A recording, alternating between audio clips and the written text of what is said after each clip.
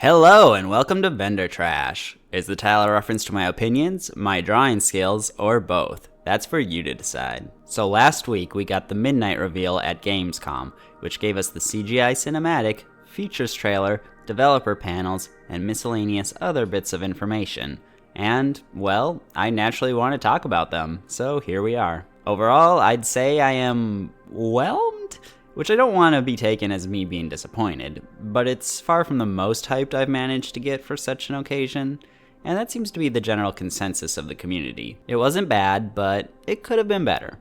Of course, a good number of people are super hyped, and they aren't wrong for feeling that way. So, before we get to the actual reveals, I think we need to talk about the lead up, because Midnight was fighting an uphill battle from the start. BlizzCon 2023 gave us the unprecedented reveal of 3 expansions at once.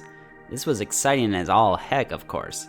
Believe me, I was there, and the sheer amount of stuff they gave us to look forward to was honestly a bit dizzying. But even back then, I recognized there was a danger in what they had done. We essentially wouldn't be getting a new expansion reveal for 6 years after this. Well, maybe sooner if Blizz insists on shorter expansions, which I hate the idea of, but that was its own whole video. So, coming into 2025, Blizzard was deprived of the mystery factor that builds anticipation beforehand and adds a real kick to the actual reveal. And I personally think both Midnight and The Last Titan face the additional handicap of being at least partially re-explorations of areas we've already been to. There's of course an appeal to that, but I don't think that appeal is as strong as actual new areas. And, at least personally, the claim that Midnight would feature a reunification of the Elven tribes made me very wary of the story that could be brewing because, frankly, that's the last thing I want. But, as if that weren't enough of a disadvantage, we've known about Midnight's main new feature, player housing, since last year, with blog posts sharing the details coming out every so often since then. There have been additional details coming out of Gamescom, but of course nothing mind-blowing. So, even though it is a colossal addition to the game, many of us have sort of cognitively distanced it from Midnight in our minds. That, and it's an aspect of the game that a lot of players simply aren't going to care that much about. I myself am mildly excited about it, I suppose. I think it will be fun, and like them more after finding out about neighborhoods, but it's never something I was begging for, and there's a lot that I care more about. We also got that teaser video a few days before Gamescom with a few split-second shots of the cinematic, so we already knew it was going to feature Xal'atath and Lor'themar.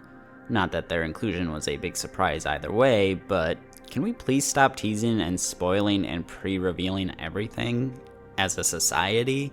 It's becoming harder and harder to just go into something not knowing critical information already. So, that brings us up to Gamescom itself. The opening night panel, if you aren't a gamer who indulges in a lot of the market, was a brutal wait. And guess what? MMORPG players tend not to have a ton of time for other video games. The midnight reveal was 1 hour and 40 minutes into the 2-hour panel. At least when Blizzard saves WoW for the end, they're revealing stuff I have at least a mild passing interest in.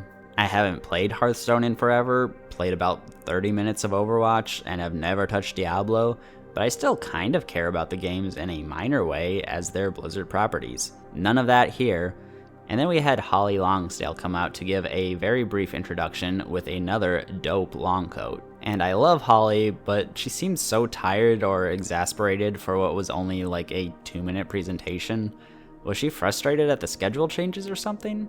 Jet lag?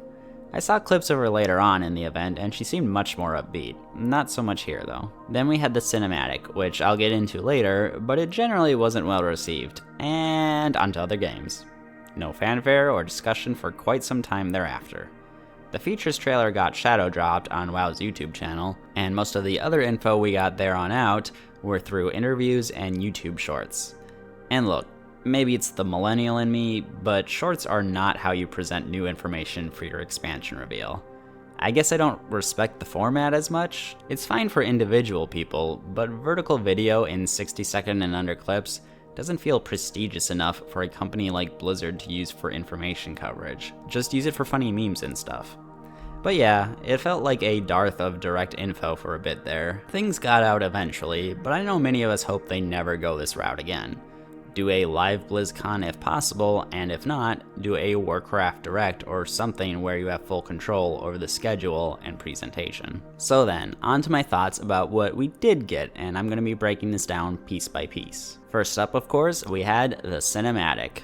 Yeah, so no getting around it, this was perhaps the most negatively received CGI cinematic we've gotten in many years, and for several reasons. First and foremost were the character designs. Lots of people are saying they look plasticky and suspect that the work was outsourced. I'm skeptical of that bit, but something definitely felt off. On the upside, Lorthamar looked consistently great and really lived up to his zaddy status. My only real complaint with him is the lack of eye glow / green sclera, but that's not exactly a new thing for elves in WoW cinematics. Xal'atath, for the most part, looked phenomenal. Gorgeous rendering, and I've always been a fan of the design of her robes. Though I think when the cinematic becomes better lit towards the end, her face changes design too much, and it borderline feels like another character. And of course, the most controversial design we had was Liadrin, who frankly looks nothing like her in-game model, old or new. It was only through the use of her name, and my knowledge that she is the Blood Knight matriarch, that I could tell it was her. Nor does she feel particularly like a Warcraft elf either. I agree with the comments comparing her to an Elder Scrolls elf or Tariel from the Hobbit movies. Like the random priestess from the Burning Crusade cinematic 20 years ago, despite being less detailed, manages to feel more like a blood elf than Liadrin does here. So, Lorthamar good, Zal good sometimes and bad other times, Liadrin bad. And then we have the Army of the Light showing up at the end. Did you realize that it was the Army of the Light?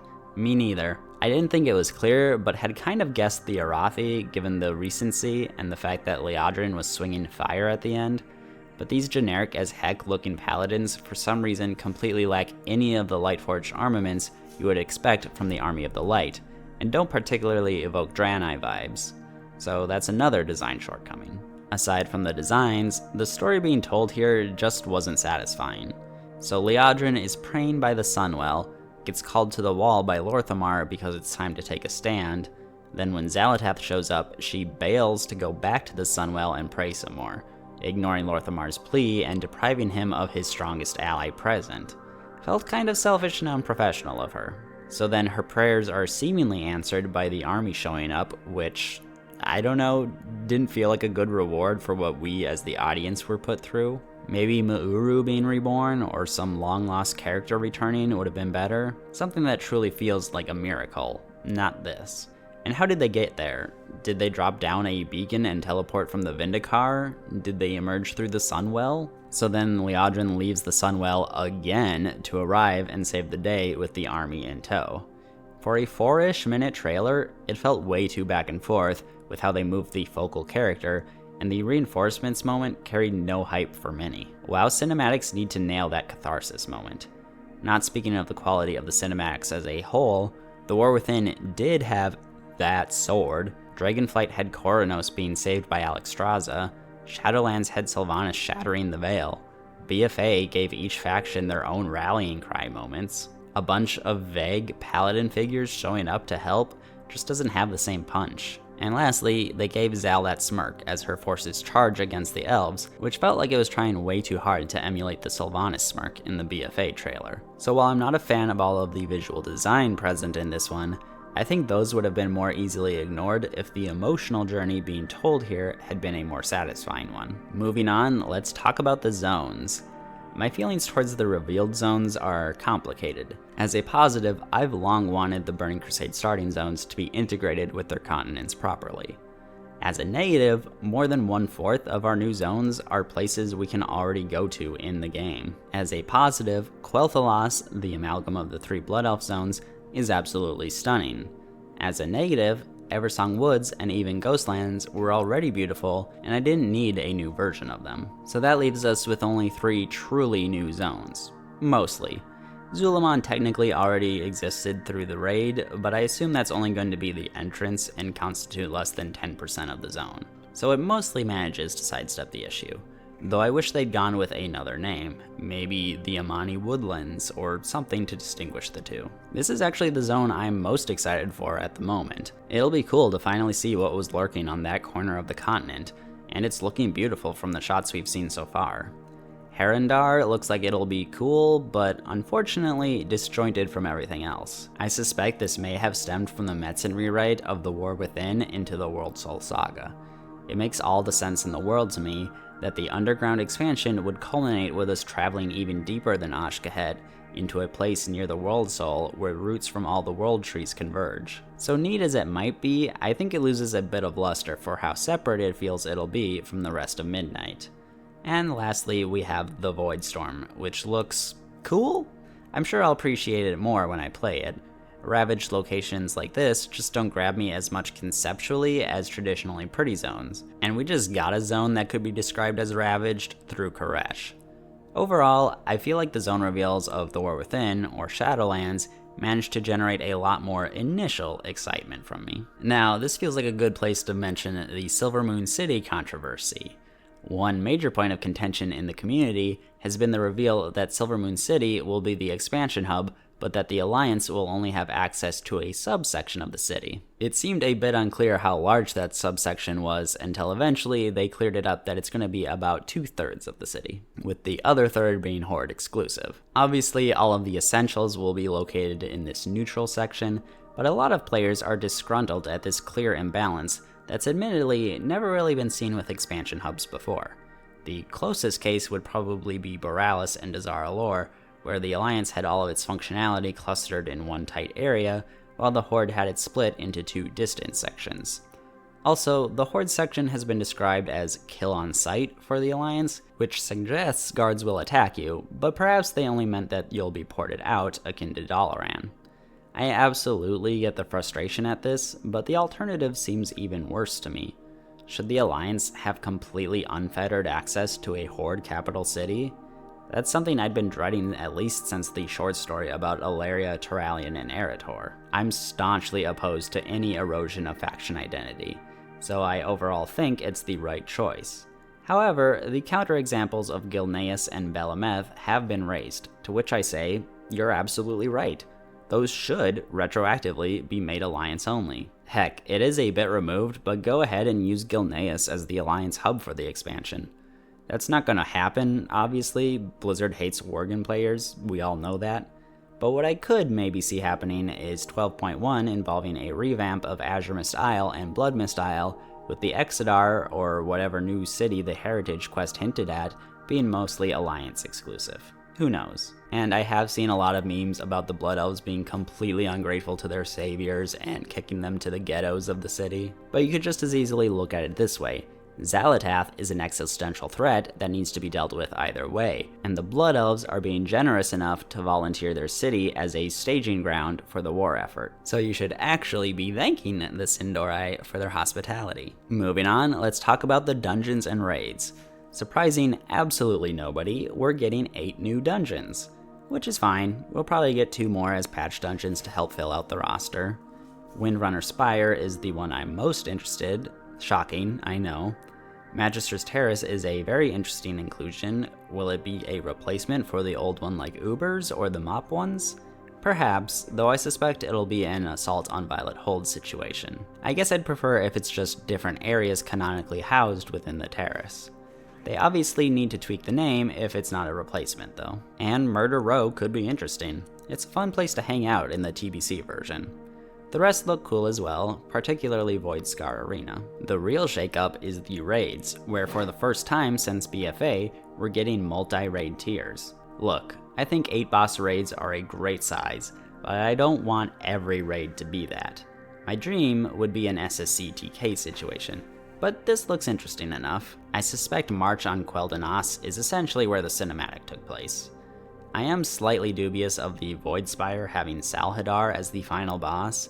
We just had him as the penultimate boss of Manaforge Omega, so he's not exactly an exhilarating antagonist to have, but we'll have to see. We're also getting Slayer's Rise. I don't care a whole lot about PvP, but I guess a new battleground is good.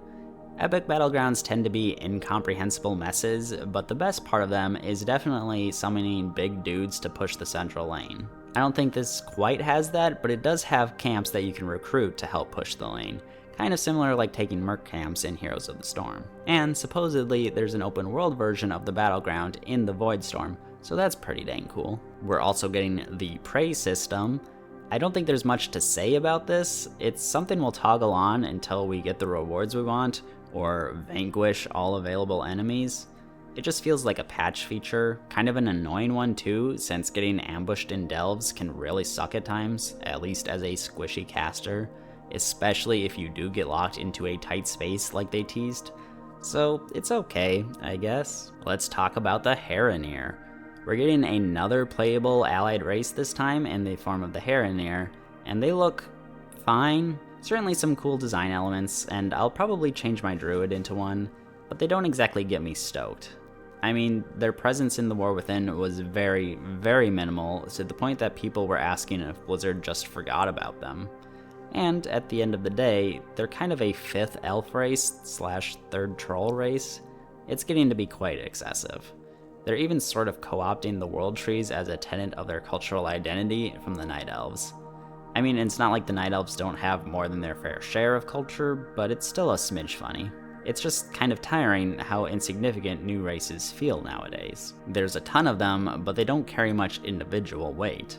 I made a whole video about allied races being a mistake, and I still think they were, even if I like some of them. And there is at least a vibe of low effort that persists. Like, it's almost certain they were chosen because they can reuse existing rigs and animations and whatnot. And it just kind of stinks coming off of Ghosts of Koresh, a patch that gave heavy narrative focus to one of the most requested playable races since the Burning Crusade, that possesses a relatively unique culture and is very human-shaped, the Ethereals. I may make a dedicated video on them down the road, but I basically went from not getting the hype at all for 20 years to being very excited to get them, and if it were ever going to happen, this was it. But nope, let's get the race of proto-Uber Night Elves that we just met. Meh.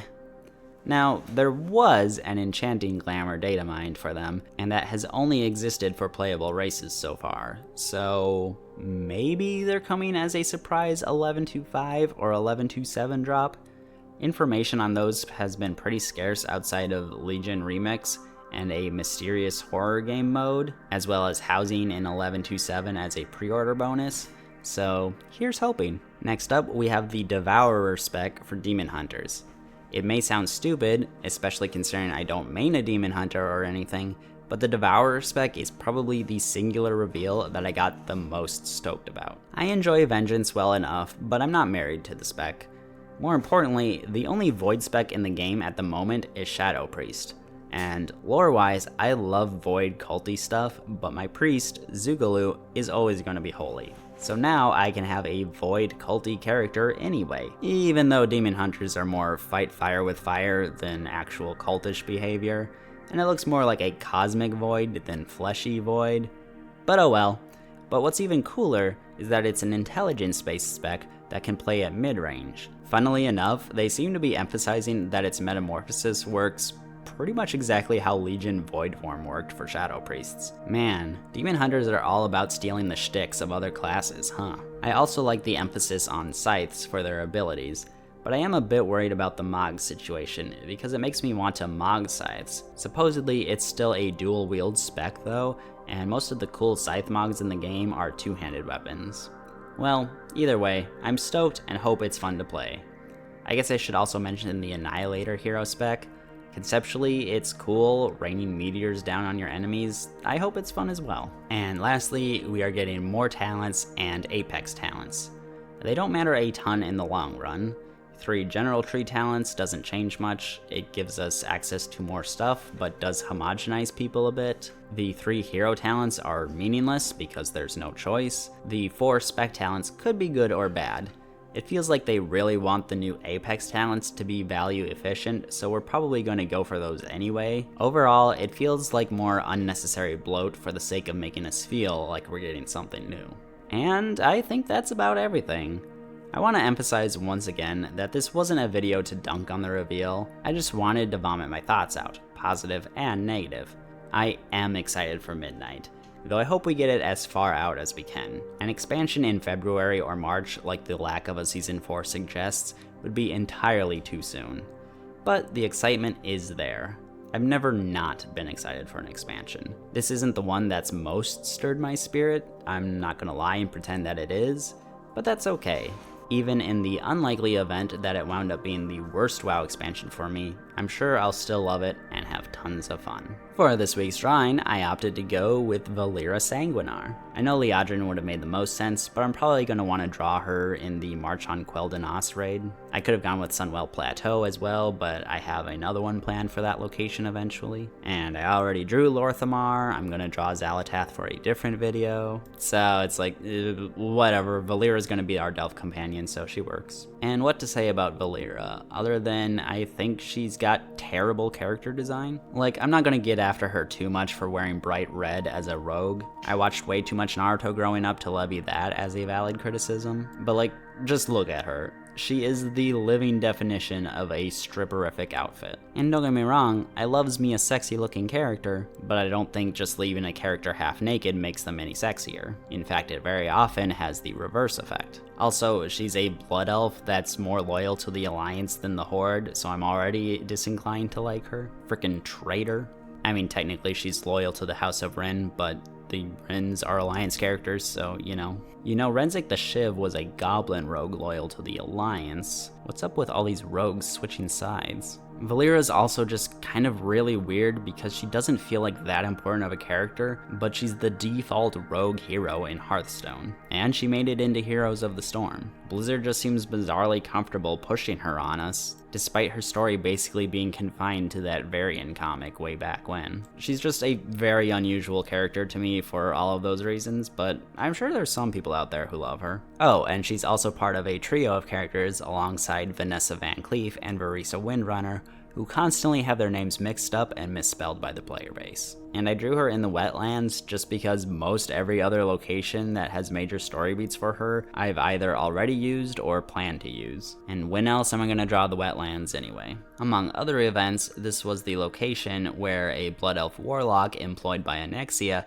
attacked their group and wound up branding Valeera with the mark of Catherine Etir, a Dreadlord, which did not pair well with her ongoing magic addiction. And as I said in my Eastern Kingdoms video, I think the Wetlands succeeds very well as a zone. It is the perfectly natural transition between the Arathi Highlands, the Twilight Highlands, and Loch Modan, while still managing to feel relatively distinct in its own right. It's simple, but it's effective. That should do it for this video, and I hope that's all the thoughts I have for Midnight for a while, because for the month of September, I'm intending to release 4 connected videos, so I really don't want to interrupt them. Looking forward to that.